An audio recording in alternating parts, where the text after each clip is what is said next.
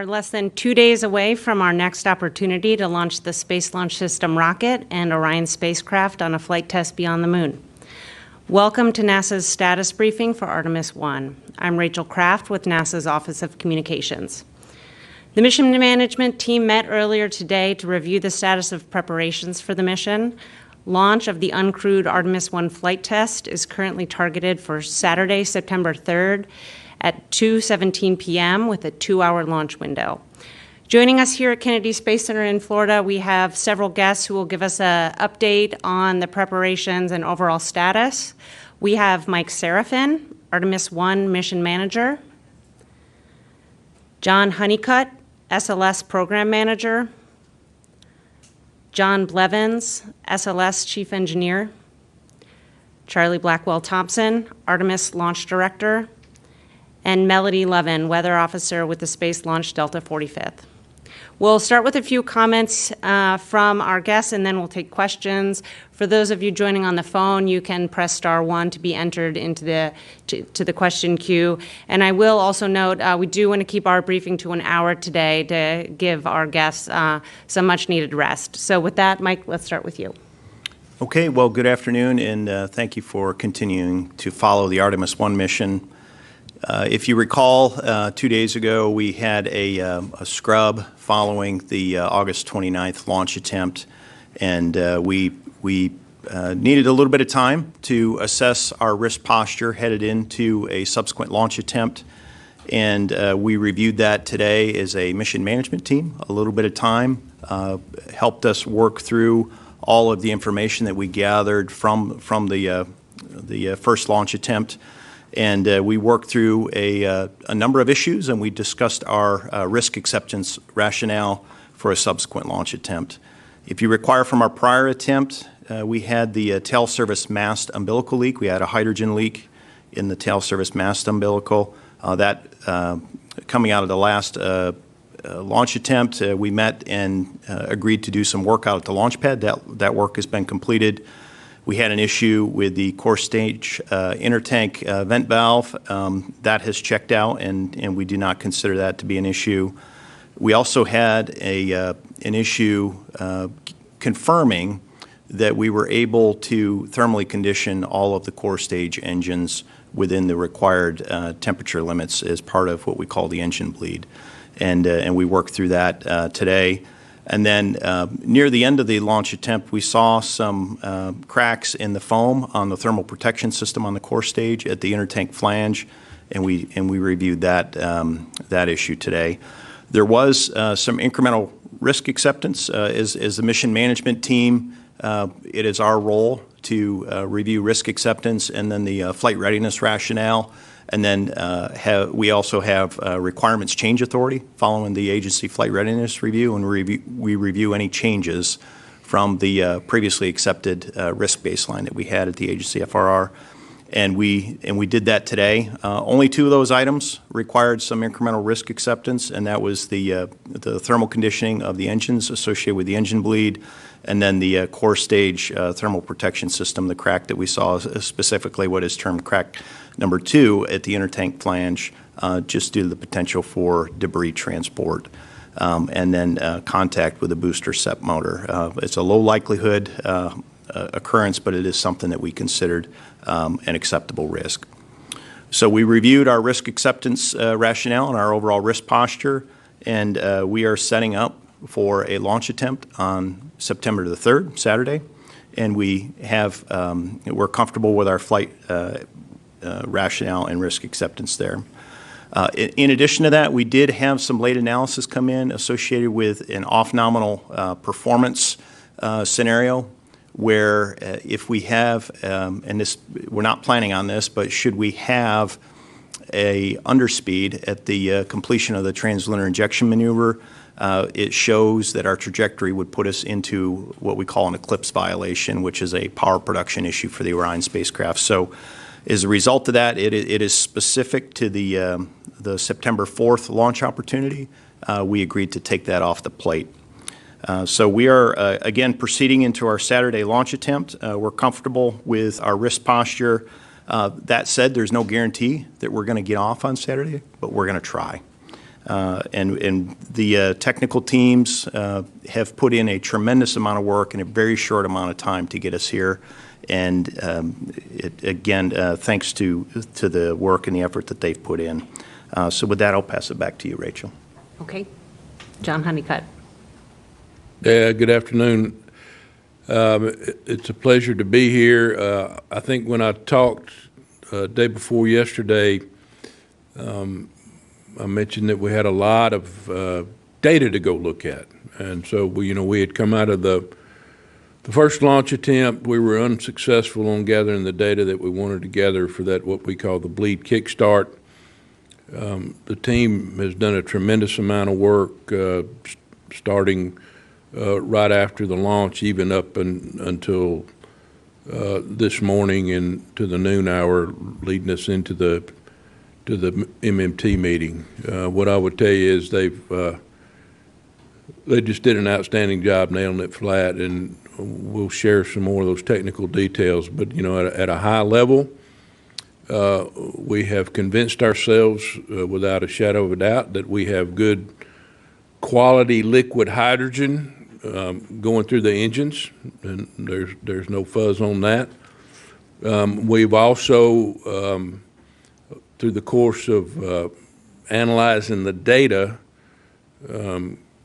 looked at 5 additional measurements that we can look at to assure ourselves that we are getting that quality data. And that's on the engine. That's on the engine side, and then on the core stage side, we were able to go back and verify that the core stage is providing the amount of hydrogen and the quality of hydrogen to all 4 engines. And so I'll turn it. I say Dr. Blevins and his technical team just did an outstanding job working through that, and we'll share some of those details, I'm sure, as we get to the questions. Okay. John Blevins. Yeah, I'll just add that we do have an outstanding team, and they did look at the data. We had some things we were looking for in launch attempt 1 that were combined with what we expected to do in a wet dress, and so we had some sensors that didn't tell us what we thought we would do, and we did the right thing by standing down with that uncertainty on Monday. But we have confirmed that we did have good flow through those engines. We know we can chill those engines. We're ready to proceed that way to launch. The SLS team does a lot of other things, and as Mike mentioned, we brought some other things. We inspect the vehicle. We brought the concerns we had over any TPS as minimal as they are forward, and we've analyzed, and the teams are ready to support launch attempts on Saturday. Okay, thank you. Charlie? Well, good evening. Back here talking to you about our preparations for Launch Countdown. I think we met and talked just a couple days ago, and when we had our last press conference on Tuesday, we had finished up our safing and securing out at the pad, and we were getting ready to send the access stand out so that we could begin work on the LH2 TSMU purge can, where we detected that leak during our tanking operations. That work is all behind us. We finished up the work. We were able to find what we believe is the source of the leak and correct that. And that purge can's been put back together. We have leak tested it at ambient conditions and also done some flow-through tests with our HAZGAS system, and we believe we're in a good configuration for the next loading attempt. We also went back based on what we saw during the, and working with John's team, looking at any countdown enhancements that we might need to make. We have made a couple of changes as we prepare for this next loading operation. And really what that means is that we're going to start our LH2 chill down, the facility side of the chill down, right around the same time that we begin our LOX chill down. So that'll allow us to begin that kickstart bleed a little bit earlier, and we'll pick up that kickstart because I know I'll probably get a question about when that is, and we'll start that just about 8 o'clock on Saturday morning. So we made a couple of changes to the countdown. Our teams have been very busy in Firing Room 3 running against the model. We finished up 2 days of that testing to make sure that we had our procedures all down and ready to go. It didn't require any software changes. It was just the procedures that we go through, but we also want to make sure that we have those ready to go. And everything right now is on track. We have remained in launch countdown. I know some folks think that, launch countdown, it starts 2 days prior. Sometimes when we're in a scrub, we stay in launch countdown. And that's what we have done this particular time. We've been originally in a 96-hour scrub. Of course, we added a day on to go do this purge can work. And we've also taken replenishment of both LOX and hydrogen. Both tanks are topped off, which is great. And so we are on track to support our 0557 tanking operations on Saturday morning, setting us up, as Mike said, for that 217 window open. Great, thank you. And Melody. All right, good evening, everyone. You got to me a little faster than I thought. Anyway, as I was walking over here, I noticed a lot of anvils kind of streaming in from the west coast, and I even saw some mammatus clouds out there. So let's go ahead and look at satellite and see what's going on. So basically, right now, we actually do have offshore flow, meaning flow out of the west coast, or generally a westerly flow. And you can see a lot of thunderstorms popping up across the interior portion of the state at this point in time. They are spreading east, but I actually just looked at radar. You're looking at infrared satellite here. Radar is different. But in general, the showers themselves are staying across the interior portion, not getting close to the Cape at this point in time, but you can see a lot of anvil from a lot of those showers and thunderstorms. But anyway, this pattern that we have today is actually going to be transitioning into more of an onshore flow regime as we get into tomorrow, and that is mainly due to the fact that we'll have a ridge that's building across the state of Florida. And what it will do is deliver easterly flow, and that easterly flow will stay intact for several days. So that's actually normally pretty good news for us. It keeps our lightning risk a little bit lower than what we would normally see on a typical afternoon in the summer for Florida.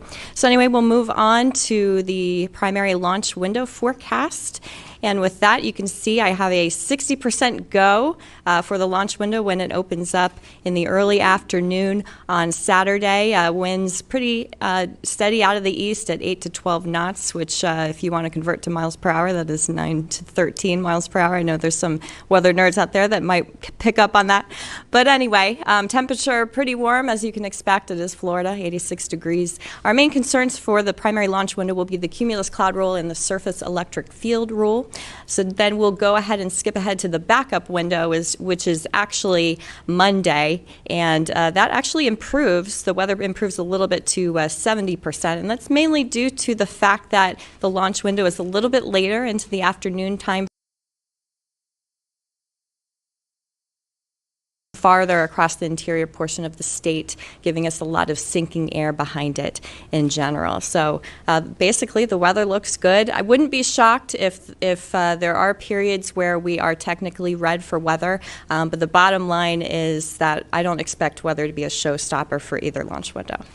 So with that, I'll go ahead and pass it back. Okay, thanks very much. We will take some questions now. We'll take some questions in the room and on the phone line. A reminder to reporters to please limit to one question, and if you will state your name, affiliation, and who you're addressing your question, that would be a big help. So we'll start with Marcia Dunn. Marcia Dunn, Associated Press for either of the Johns. It sounds like a bad sensor then. Is that your best hunch? And could it be anything else besides a bad sensor for the Monday's situation? And what would happen to an engine if the fuel wasn't cold enough at ignition? Would it just crack? Would it burst? Something else? Okay. Yeah, I can start, and then I'll let Dr. Blevins add in. Yes, we do think we have. We know we had a bad sensor. That was our challenge early in the week, where we could not make the physics of the system line up to what we were seeing with that one sensor. So since then, we've had time to go back and look at the data, and compare many sources of data and do some independent analysis that confirmed it's a bad sensor and we're getting good quality propellant through the engine. And so your question on the engine is there's a lot of things that we do on the engine to monitor the engine to make sure that it's operating the way we want to see it through operational flight instrumentation, as well as we have what we call an advanced health monitoring system that is on each engine that is designed primarily to look at vibrations and that sort of thing on the engine and pick those up as an early warning. And so, John, I'll let you add more there. Yeah, let me follow up. The problem in part with the sensor is during ranges of temperature, it gave us the right slopes. It seemed to work fine, and then it did not give us an indication that we expected at the very cold temperature. So it really was an interesting signal, and that's part of the pause. It didn't just fail off scale or anything. So, but John is right. It is conclusive that that sensor was not a witness for what we were looking for. It's absolutely true. On the engine side, we do have advanced health monitoring. The reason we chill the engines for numerous reasons, but the primary one is for the high-pressure turbopump bearing. And that high-pressure turbopump bearing doesn't have to be all the way as cold as the liquid, but it's got to be cold. And if we know the liquid is going through, then we know it's about that temperature, and that gives us margin to that problem. And if it starts up and it's not cold, then it can skid. Ultimately, that causes excess wear on startup. That would manifest potentially as a shutdown during flight. It would be a red line. It wouldn't be, I'm not sure how you characterized it, but it wouldn't be an uncontained failure generally for that particular issue. I mean, but as John said, we have advanced health monitoring on the engines for a reason. These are high performance, really the highest horsepower per mass device that has ever been built. And so we need that health monitoring, and there's numerous things that we're looking for when we do that. So, but the sensor was bad, and in this case, what we're protecting against is a bearing skidding on startup and causing excessive wear. Bill Harwood. Yeah, hi, Bill Harwood, CBS. One question, Rachel, but it's got 2 or 3 parts, so sorry about that. No, it's pretty straightforward. What gets masked? I'm assuming you have to mask out the suspect sensor, but where in the software do you tell it this is okay to start an engine, this is not okay to start the engine, and where would that occur? Is that before terminal count, or would it be at ALS transition? How does that work? And what, I guess another way of asking that question is, what tells the computers that the engines are at the right temperature to start? I mean, how is it knowing it's at that 420 degrees John mentioned yesterday to be able to press ahead with start? I'll go ahead and take this one. So first of all, the protection for the engine is not, this sensor was never intended to be used as an LCC or for this purpose. It is not part of ALS. It is not part of the startup protection. Ultimately, the reason we use this sensor is to get an initial indication of cold fluid. We did combine this launch attempt 1 with an objective we did not achieve in wet dress, and that's why we had more verification work to do, and we were going to do that verification early in launch attempt 1.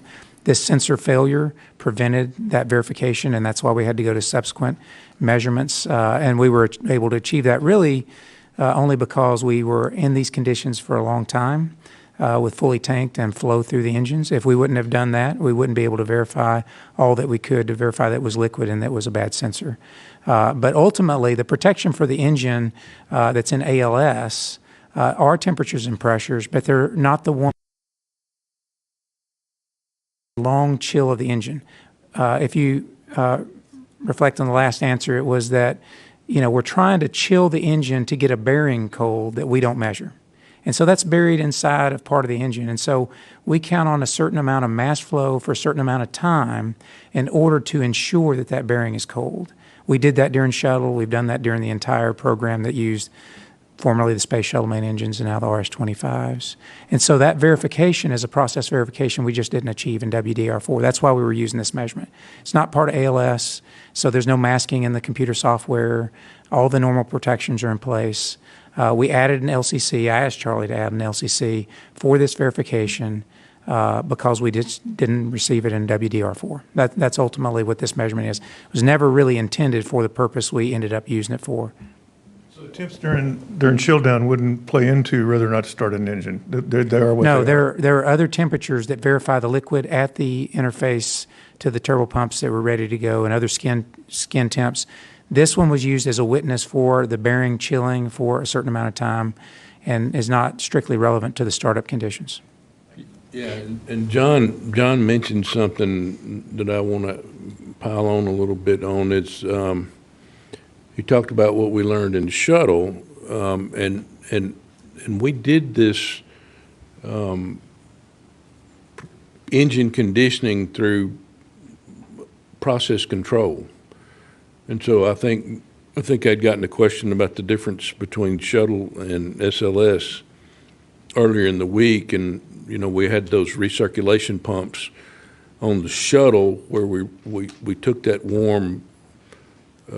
we took the heat out of the engine by circulating the hydrogen through the engine and carrying it back into the hydrogen tank to boil off, and so we're in the same situation here where we want to use our process control to assure ourselves that we're delivering the propellant quality that we need to the engines. And so, we had that process control on shuttle for these engines. It worked fine. We validated that process control when we were at Stennis for the green run, and our plan was on Monday to validate that for this vehicle with the configuration that we have on the launch pad. I talked to you relative to the differences between Stennis early in the week and the launch and what we have out at the launch pad. All those are still in the direction of goodness. We've got a bigger vent line on the ground side. It's insulated, which means we could flow more through that line. And our bleed system and our relief system is bigger than we had at Stennis. So all that still holds true. Okay, we'll do stick with the front row. Here with Stephen. Stephen Young with Spaceflight Now for Charlie. We're so used to seeing views inside the LCC, and on Monday we saw nothing, and your team was working so hard, and there's so much interest in this mission. I'm wondering, why are we not seeing any video in our isolated feeds or on NASA TV from inside the firing room? Yeah, there will be views from the firing room that will be mixed in with all of the coverage. Okay, Marcia Smith. Marcia Smith, spacepolicyonline.com. I'm curious what the other launch. You have the flight termination system battery that you have to come back to the VAB to swap that out. Are there other limiting factors? How many times can you tank and detank? How many times can you give this a shot?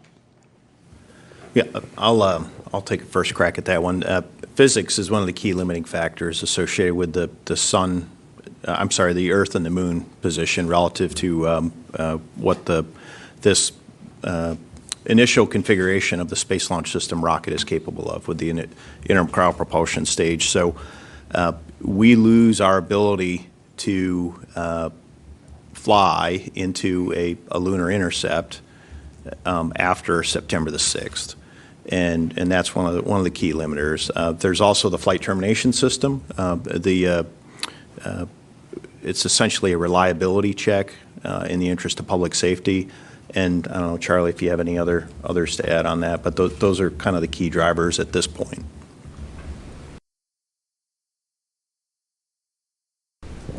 Not infinitely. We track those, and we're a ways away from those limits. Okay, Stephen, and then we'll go to Irene. Stephen Clark, Spaceflight Now. Just so I understand, on WDR4 back on the 20th of June, ALS cut the count down at 29 seconds for when it realized the engines were not thermally conditioned for flight. If the engines are not at the proper temperature on Monday, this sensor notwithstanding, ALS would still cut the count. There's no risk of igniting an engine at the wrong temperature. Is that a proper understanding? Yeah, that's correct. I want to make sure you understand. ALS is checking the temperature, pressure, and many other parameters at that moment. The whole point of the sensor that we use, which we would have just verified process, as John talked about, is to get time at temperature for that one part, and now we've confirmed that through other means. So the engine will not start unless we hit the engine start box. ALS will shut it down.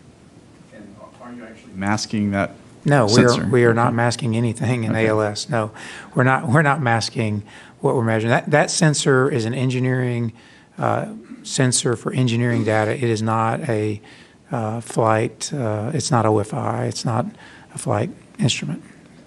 Okay, and we'll go to the second row to Irene Klotz, and then we'll take a few from the phone. Thanks. Irene Klotz with Aviation Week, maybe for whomever. Do you think that starting the kickstart procedure early will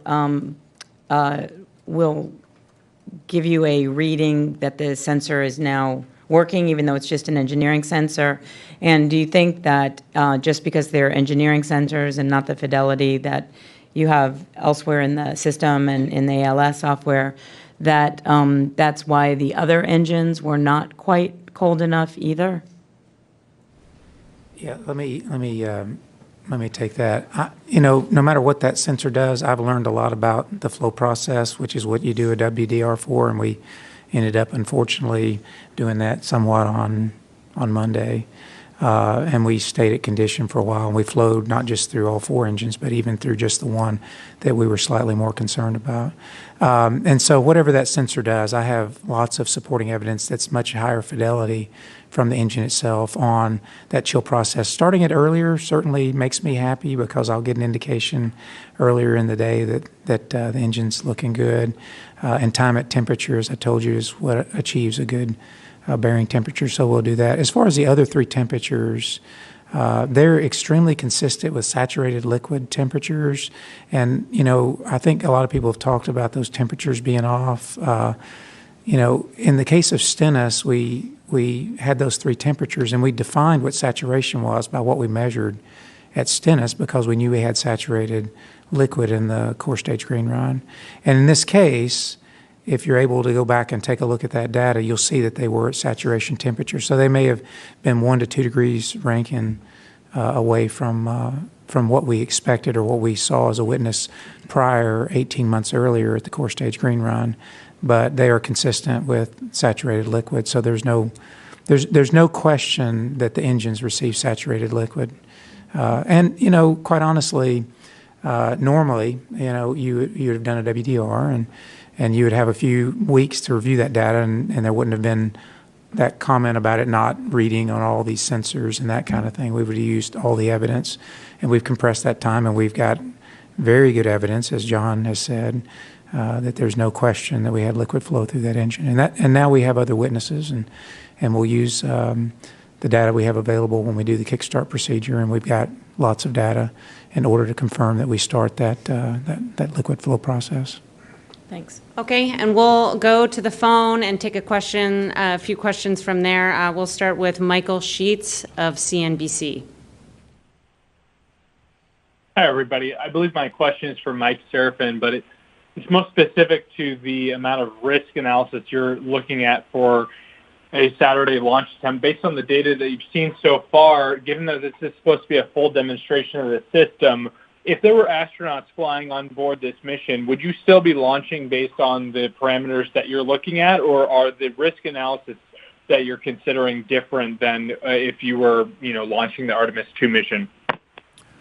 Yeah, Michael, that's not an easy question to answer because again, Artemis 1 is the first test flight in a series of increasingly complex missions, and the next mission is intentionally Artemis 2 is intentionally our crewed flight test. So Artemis 1, we are buying down the risk associated with crewed flight on the next mission, specifically reentry of the vehicle at lunar reentry conditions. In order to get there, we have to set up those initial conditions using the performance of the rocket by getting it to the lunar reentry conditions. The rocket has to deliver us to the point of translunar injection. We want to shake down the spacecraft through flying out through the Van Allen radiation belts, the orbital debris field, and operate it in the deep space environment. Those are all things that we have to do with crew on board on the very next mission. And we know that there's risk involved with this first mission, but in terms of the incremental risks that we dispositioned today at the mission management team, it was a marginal increase in risk, and we are clearly ready to fly on Saturday with an understanding of what that risk is. We would have a very similar discussion on Artemis 2 if we had any of the conditions that we're seeing on this flight, and we would make an appropriate decision. So it's a hard question to answer because it presumes that we are successful on Artemis 1, and there's a non-zero chance that we will find something on Artemis 1 that will cause us to reassess our risk posture on a crewed flight. We'll stick with questions on the phone, and we'll take our next question from Lauren Grush with Bloomberg. Hi, thank you for taking my question. So, correct me if I'm wrong, but it sounds like the sensor that caused all the drama is separate from the critical sensors and other data inputs the engine computers use to know that they're in the right launch configuration. So why do you need that sensor at all? And was there an option during the countdown to cross-check against those engine sensors and inputs? Or are you saying that there wasn't enough time to do that? Thanks. Yeah, that's a good question. We do not need this sensor for flight. The sensor was set up to be engineering information for a chill-down confirmation process. And what we're trying to do is make sure that we have cold liquid for a certain amount of time, just like we did on shuttle, to infer that the rest of the hardware is cold. And that's what we're trying to do, is just chill that down. That's why we call it the chill process. This sensor is not used for that time. Those sensors were deadheaded that you would use at that particular time and were not appropriate references for us. In fact, that's not what we're using to confirm that we had liquid flow through the engine per se. And so, that it was an engineering analysis where we combined the wet dress with the launch attempt, and we were unable to confirm that chill process, and that's what stopped us. Yeah, and John, let me add a point here. We had a plan going into the August 29th launch attempt, and it used these sensors to help confirm the proper thermal conditioning of the engines. We had trained that plan, and then we ran into other issues. We ran into a leak at the tail service mast umbilical, and then we had a vent valve that was not operating properly. So we were off the script in terms of the normal tanking operation, and the team did a fantastic job working through the managing of a hazardous condition. And one of the worst things that you can do when you find yourself in a hazardous condition is just go even further off script and to deviate and get into an operation that you're not prepared or trained for. So the team did absolutely the right thing on the 29th, and they knocked off the operation, and they knocked off the test, and they got us into a safe configuration, and then they spent the last couple of days reviewing the data, and that was absolutely the right thing to go do. 2020 hindsight, these particular sensors we know aren't the best cue to work off of, and we've reassessed the plan, and we have a great plan moving forward. We understand the risk posture associated with getting the engines thermally conditioned, and the team was asked today very specifically, are you ready to go load the vehicle with this earlier tanking and earlier bleed flow operation? And the answer was absolutely yes. So I don't know, Charlie, if you have anything to add to that one. No, I think you covered it. Okay.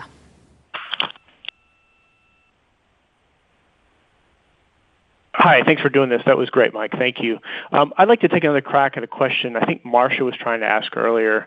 Based upon comments we've heard during earlier briefings, it does seem like there's been some mild concern about the shelf life of the stacked Artemis 1 rocket. And I guess what I'd like to understand is, are there wear and tear issues that you've mentioned on the rocket? Marcia asked how many cycles were left in the core stage propellant tanks, and just wondering, are you feeling some urgency to get this rocket off in the next month or two, or are you good in the configuration you're in now for quite a while? Thank you. We're good in the configuration we're in for a while. As I alluded to earlier, I'm not going to give you an exact number, but I know we're well into the high double digits on additional tank cycles. As far as worrying about things with the rocket sitting on the pad, there are probably more little things like we see cracks in TPS and that sort of thing that we have to go analyze to clear. But the big thing we want to avoid is rollbacks to the VAB. Those are the things that Dr. Blevins has told me will put more stress on the vehicle than anything else. Now, that said, we've still got rolls left in the vehicle, but we want to watch that and manage it. Do you want to add anything, John? I'll say we track all life-limited items. We watch that very closely. I don't have any concern on the pressure cycles of the tank, just as you said, John. We have numerous cycles left, and that's to a good margin of safety. I do like to protect the rolls because they're complicated, and they affect every part of the rocket, but we have plenty of rolls left at this time, too. Okay, one more on the phone, and then we'll come back in the room. Joey Roulette with Reuters. Hey, thanks. My question was asked. Okay, we'll come back in here in the room. We'll go there in the second row, Jeff Faust. Jeff Faust, Space News. For Mike Seraphin, quick question. If we do launch on Saturday, what is the length of the mission? And do you have to do any changes to the mission plan if it's shorter than 42 days? Yeah, Jeff, that's a great question. I will confirm it here, but I believe it's a 37-day mission with the splashdown on October the 11th. In terms of changes to work, obviously you launch a day later. You have to schedule your satellite coverage and your deep space network coverage. You have to issue a whole host of notifications, and some of those are to aircraft that are going to be taking observations of the vehicle during launch or during splashdown. We've notified the Navy that's providing our recovery assets. We've notified the FAA via the Eastern Range for notice to air missions. We've notified the Coast Guard for notice to mariners for any boats that are out there, for the splashdown locations of any of the jettisoned items, but also of the end of mission locations. So there's a whole host of things that the team works through to replan, and all of those notifications, but also products have been pre-planned ahead of the mission, and the team has pulled those off the shelf.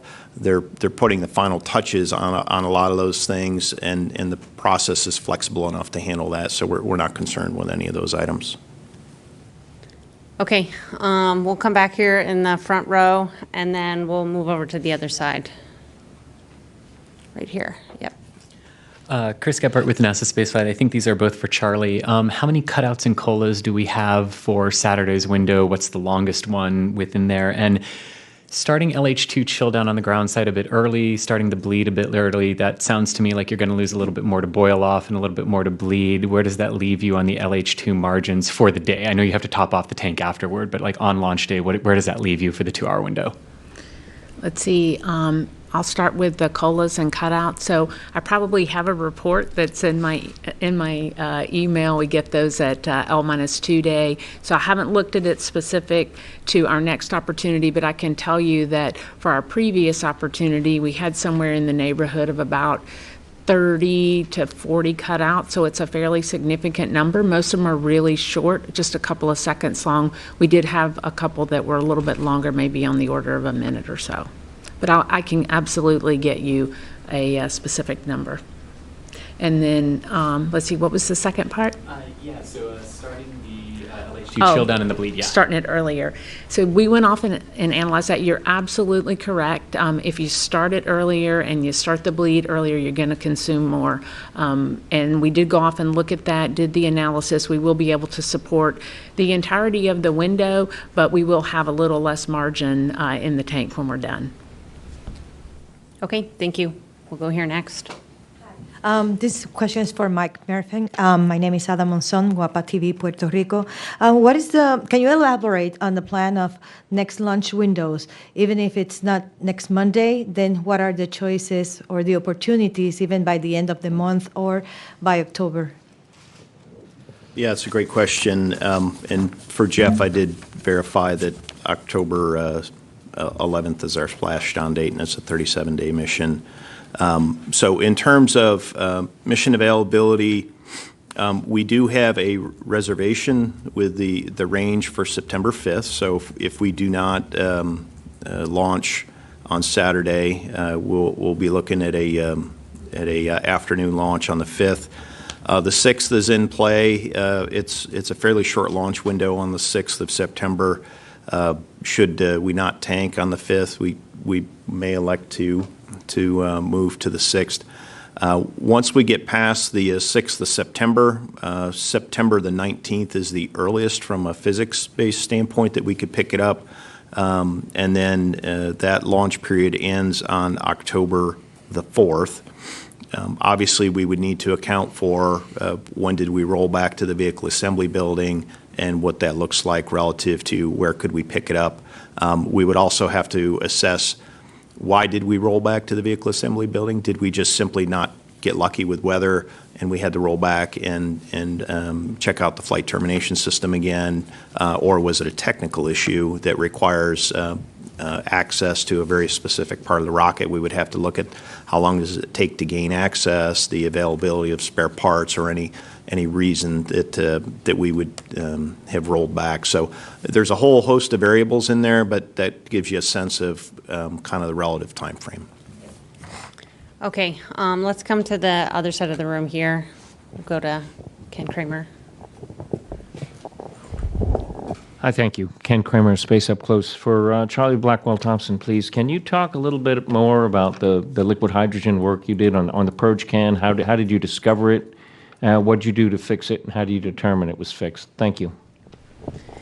So, after WDR3, we also had a leak in the purge can, and while you never want to have a leak, it did give us an opportunity to really do a very close examination of what caused that leak. And so we learned a lot from that, and we learned what are all the things that you want to go check. And we took some very specific actions after WDR3. You may recall we were setting up very similar to what we did over the last day or so out at the pad. We were getting the access in place, and then we made a decision to roll back because we wanted to go allow the GN2 production plant to make the upgrades. And so we went back to the VAB and opened up the purge can. We looked at all of the penetrations that go into that can, the soft goods associated with it, looked at the gaskets, looked at the flanges, checked all the torques, and found that there was some relaxation in the torques on the flange, and we ended up retorquing them. We made a couple of changes to the drain assist purge. You may remember seeing the pictures. It was kind of a cantilevered, arrangement into the back of the can, so it kind of put a load on there. We ended up changing that, and anyway, we came back out for WDR4. We saw good performance. In the purge can, we obviously picked up the 4-inch QD leak, so that presented a different challenge for the team to go take on. But what we saw during launch attempt 1 is we saw a similar signature. We had hydrogen concentration increasing.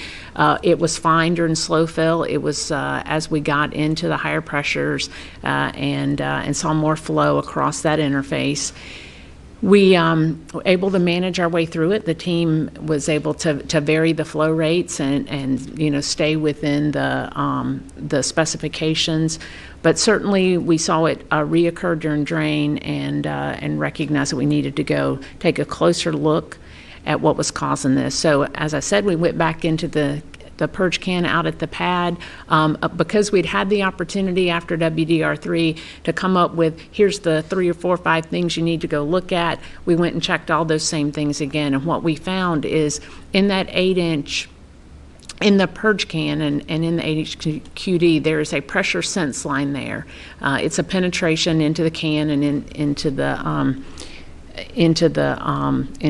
8-inch there. And what happened is we found that loose, and we found that loose. So we changed out the seal around that pressure sense line. We retorqued it, and we believe that is most likely the leak source. We checked the flange, the torques on the flange, everything was nominal. We did an inspection of the gasket, it was nominal, and we checked every other fitting there, and everything was found to be nominal. So finding that one item loose, we feel that that's most likely the cause. Now, as we've talked before, we did ambient leak checks, and afterwards, after we put it all back together, and we didn't find anything, but until you hit it with cryo, you really don't know for sure. So.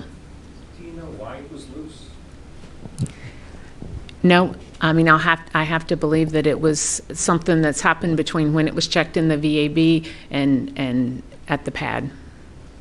So it could be from roll or from something else, but no, I don't know for certain what caused it to become loose. Okay, we'll take here in the black shirt. Hi, Michael Grushko, National Geographic. This is for Mike Serafin. Following up on Michael Sheets' question earlier.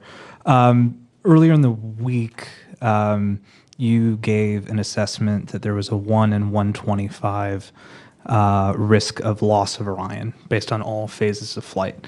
Now you've added 2 incremental risk acceptances to the mix, the foam and then the engine conditioning. Do you have an updated number, and if so, what is it? We don't have an updated number. What I would say is there was no appreciable increase in risk. There was a delta risk acceptance because we know we have a crack in the foam. We have a nonconformance at the intertank flange area. We know its location. We know the approximate size, and there's a small likelihood that it could be liberated during launch, follow a very specific trajectory, and hit one specific location on a booster that could cause a problem. The likelihood of that is very low. In addition to that, as we talked with the engine bleed, the thermal conditioning, it really comes down to the fact that we haven't demonstrated it previously. We have a high confidence that we can get through this, given the indications that Dr. Blevins and John Honeycutt talked earlier. The team has more insight given where we are. We've trained it. We have a more robust plan than we had going into the launch attempt on the 29th. In terms of what that means to 1 in 125, does it change that number? Probably if you go way out in terms of decimal points, but there's no appreciable increase in risk. But we do talk about those types of things to ensure that we understand exactly what we're getting ourselves into before we commit the vehicle to flight. And next we'll go with Kenneth Chang, and then we'll take a few more from the phone. Hi, Ken Chang from New York Times for John Honeycutt, John Blevins. Could you explain in a little more detail what was the issue with the vent valve on Monday and how you're confident it's not an issue going forward? Thank you. Yeah, so we did not have an issue with the vent valve. The vent valve is in the system where we had the leak. So the vent valve was inside of the inner tank. and it goes to the inner tank structure, and then there's an umbilical there that vents out to the ground, and so the team saw the leak there. So it's probably better for Charlie to answer that one. Yeah, so I think John described it really well. So this is part of the hydrogen tank vent system. Goes out the umbilical arm, very similar to when we talk about the TSMU, right? There's a ground side and a flight side plate there, and the leak that we picked up was in that particular cavity. What we believe happened is as we have seen with QDs or quick disconnects before, is when you change the environment on them very rapidly, sometimes you will see a shift in the seal. That's actually one of our troubleshooting steps that we do when we see a leak. Is we'll let the QD warm up, and then we will allow flow back across it to see if we can get it to seat. So what had happened in the particular situation that we saw with that is we had gone all the way through our loading. Everything was fine. We had nominal performance in that QD cavity, no issues at all. But when we got into the troubleshooting of the bleed issue, that QD warmed up. We had not had, we'd had the vent valve closed, so you're not really venting through that area, and you got it warmed up for quite an amount of time. And then when we opened it and we exposed it to a very rapid change in environment, both temperature and pressure, that's when we picked up the leak there. And as a matter of course, as we went through the drain operations a little bit later, and you saw, the QD chill down, you actually saw nominal, the leak kind of sealed itself. So that's why we have confidence going into our next tanking operation. Again, we've seen this in the past where you've had rapid change in temperature and pressure. Sometimes you'll see some change in the seal, and that's what we believe caused the issue that we had on our launch temp 1. Okay, we'll take a few from the phone. We'll go to Marina Corin with The Atlantic. Hi, I'm Marina Corin with The Atlantic. A question for Mike Serafin. A few days before the first launch attempt, you said that if you couldn't successfully demonstrate the thermal conditioning of the engines, you wouldn't be launching that day. Now that you're confident that you'll be able to do that on Saturday, what else is on the table, something of a similar nature that you haven't tested yet that you can say today could be another showstopper? That's a good question, Marina. Certainly, we have nearly 500 launch commit criteria, and 489 launch 489 launch commit criteria. Any one of which affects our overall risk posture headed into the launch attempt. So this was one particular situation that coming out the engine thermal conditioning was one particular and very unique situation that we carried out of the agency flight readiness review as a known first-time demonstration in the launch countdown. Unlike the other launch commit criteria, we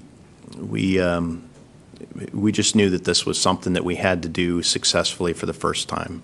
The other launch commit criteria, obviously we've got to meet those or we get into elevated risk acceptance, and we do reserve the right to do that, but it would have to have adequate flight rationale. So, things like weather and a whole host of other criteria are part of our launch commit. So we will wait and see what the conditions are, and we will go when the vehicle is ready and we understand the risk posture. Okay, we'll take another from the phone. We'll go to Ramin Skiba with Wired. Hi, thank you. My question was answered, but I'll ask something else. I guess this is for Mike Serafin. I was just curious, will the Vice President or any Congress members or celebrity guests be in attendance on Saturday? Obviously, Artemis 1 and this initial launch of the Space Launch System rocket and the Orion spacecraft around the moon is gathering and garnering a lot of attention nationally and internationally. We will have VIPs here. I don't have specifics on who the VIPs will be, but I would be surprised if there were not congressional stakeholders here. Okay, and we'll come back to the room here. We'll go here in the hat. Kristen Fisher with CNN. I've got one more question about the bad sensors, so I think this is for one of the Johns. But I just want to try to simplify it a little bit. Given that you have confirmed that this is a bad sensor now, is part of the plan, is part of the risk posture for this second launch attempt to simply ignore it? Yeah, let me answer that. It's not a risk posture per se, because what we always wanted to do is confirm that we could get liquid in for a certain amount of time to chill the engine, and now we've confirmed that. So we weren't going to use this instrument for that purpose once we confirmed it, and now we've confirmed it. So I don't know, to me, if I would call that an increased risk posture going into launch. I think the risk that remains is that we haven't gotten to our first launch of the program yet. I guess what about ignoring it? What's the risk in ignoring that sensor? Is part of the plan, is one of the things that you all could do on launch day is just to ignore the sensor, the bad sensor? Would you just ignore it? Yes, we will. Okay. Thank you. Yeah. We'll go in the next row back. Manuel Masanti from Debate. So if you can ignore that sensor, can you ignore the other three? So you have one sensor per engine, right? Yeah, there are 3 more sensors. So can you ignore the 4 of them? We use those to make sure the initial flow looks cold, and we're going to try to take a look at that. We have other witnesses, and we know those witnesses well now that we've done this test. And so, I won't say that we're ignoring them, but I will say that we have witnesses. What Charlie's doing for the engines is early in the count, and we will have sufficient time to verify we've got good liquid in the engines, regardless of what any of those sensors do. Okay, we'll go back and take a couple from the phone. Next up is David Curley with the Discovery Channel. Thanks very much. Honeycutt or Charlie, what are your tolerances? What is the margin? I asked this a couple of days ago. When hydrogen's coming out into the vent tube, what temperature should it be at? If you're trying to get to minus 420, what it should be at? And Seraphin, big picture, we're in the weeds here. We're Thursday after a scrub going into the next launch. What do you think and how are you feeling? Temperature. Yeah, what we're looking for roughly is, we're looking for saturation temperature, and that's a function of pressure, and it's around minus 420 F, as you mentioned. I'm not sure what you're asking about. There is margin between that. There's roughly 40 degrees Fahrenheit margin between what we need the bearing to be and what we're looking for the liquid to be. And with the time that we're using, we will have plenty of cold fluid through there. So, ultimately, this process really ensures there's virtually no risk that bearing isn't at the right temperature. So I don't know how to measure that in any kind of quantitative margin. I would just suggest we verify that we can chill the engines properly. Okay, and David, in terms of what am I thinking, what am I feeling, we got to show up, we got to be ready, and we got to see what the day brings. And, we've got a whole host of things that could cause us to not get off any given day, weather, range, or technical. And those are the 3 big buckets. We talked about the 489 launch commit criteria. Those are the technical reasons we might not launch that day. And we've got the weather forecast is favorable. We might find that a combination of technical issues or somebody being out there on the range that shouldn't be out there from a public safety standpoint, and just a cloud cell or that kind of stuff could cause us to miss the opportunity. There's no guarantee that we're going to get off on the 3rd, but we're going to show up and we're going to try and we're going to give it our best. We'll take another question from the phone and then come back to the room. Next up, we have Tim Fernholz with Quartz. Hi there, this is Tim Fernholz from Quartz. Thanks for taking my question. I hope we get a launch on Saturday, but I'm curious, can you tell us a little bit more about the eclipse violation? I know obviously that wasn't one of the days that was originally hoped for a launch. What are the risks associated with that later on in the flight, and why are you accepting them now? Thanks.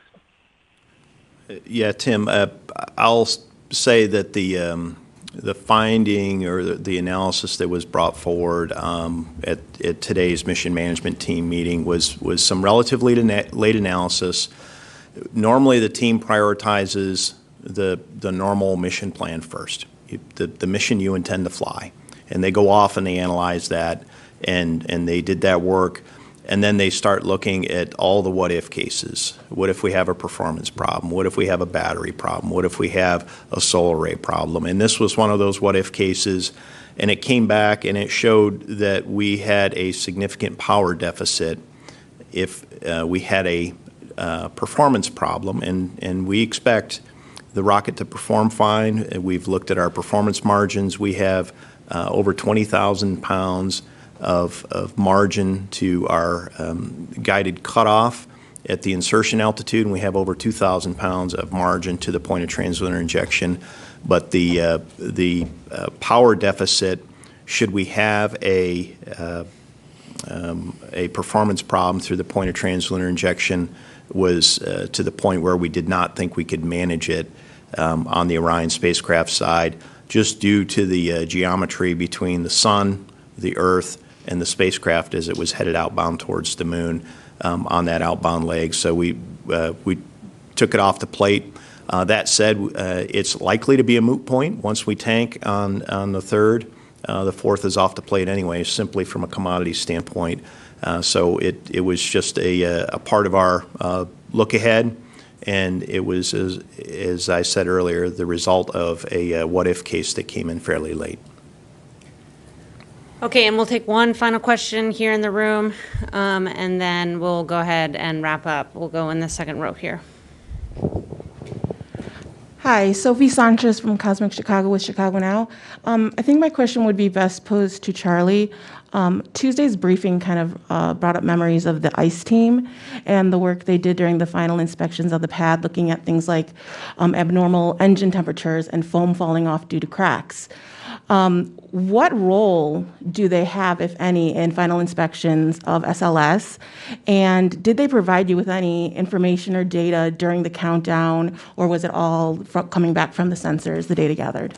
Thank you. So the ICE team is a really important part of my launch team, just like they were back in the Space Shuttle.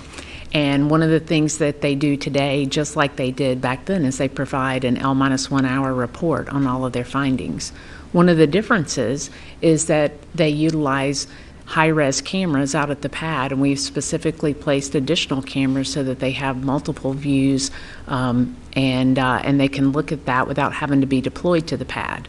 So we've allowed technology to assist them in doing their job, but the report, in terms of the kinds of things that they're looking for, the report that they make is very similar to what they did with shuttle. It's just that they're doing it remotely.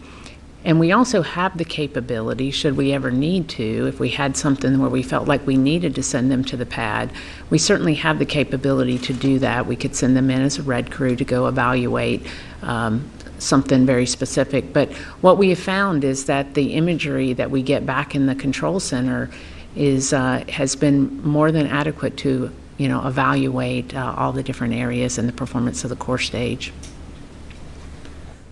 Okay, thank you. With that, I'd like to thank everyone for joining us today. We will have another pre-launch status briefing tomorrow morning at 9 a.m. Eastern, and our coverage of tanking operations starts on NASA TV Saturday at 5:45 a.m. Eastern, with our full launch coverage starting at 12:15 p.m., and our Spanish language coverage starts at 1 p.m. You can find more on our coverage plans and on the mission at nasa.gov/Artemis.